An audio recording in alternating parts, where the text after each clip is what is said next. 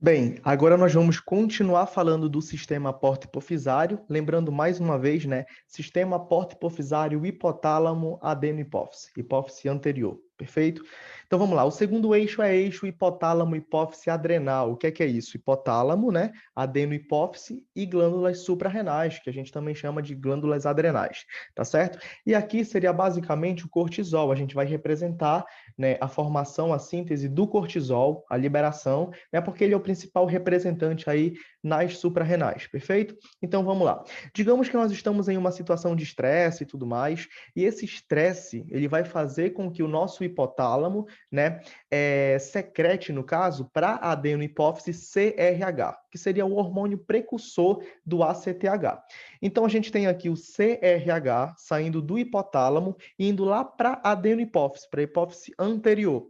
A hipófise anterior, recebendo esse CRH, ela vai começar a produzir e automaticamente liberar, né, secretar na corrente sanguínea o ACTH, que é o hormônio adenocorticotrófico.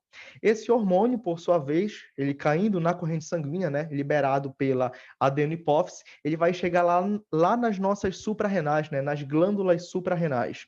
Ele vai fazer, no caso, a liberação, né, ele vai estimular a parte fasciculada do córtex da glândula suprarrenal para produzir e liberar na corrente sanguínea o cortisol, né? E é esse cortisol que vai encerrar toda essa fisiologia. Então, entendam, a gente saiu de CRH no hipotálamo, chegamos em ACTH na adenohipófise para garantir o produto final, que é o cortisol.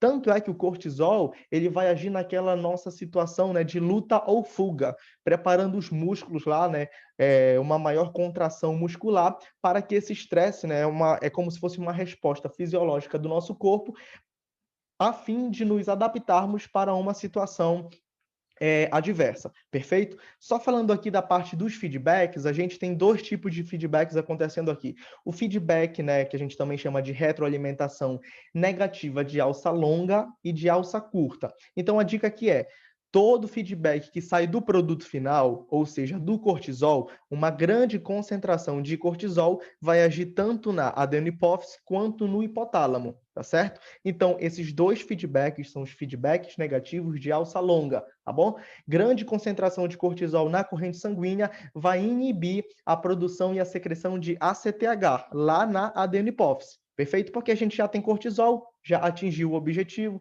já preparou os músculos para uma situação de luta ou fuga. Então a ideia é essa, tá? E continuando aqui também, a grande concentração de cortisol vai fazer também um feedback negativo de alça longa, também lá no nosso hipotálamo, né? Inibindo essa produção de CRH pelo hipotálamo. Até porque a gente não precisa mais de ACTH e muito menos de cortisol. O nosso objetivo, mais uma vez, gente, já foi atingido aqui. E tem também o feedback de alça curta.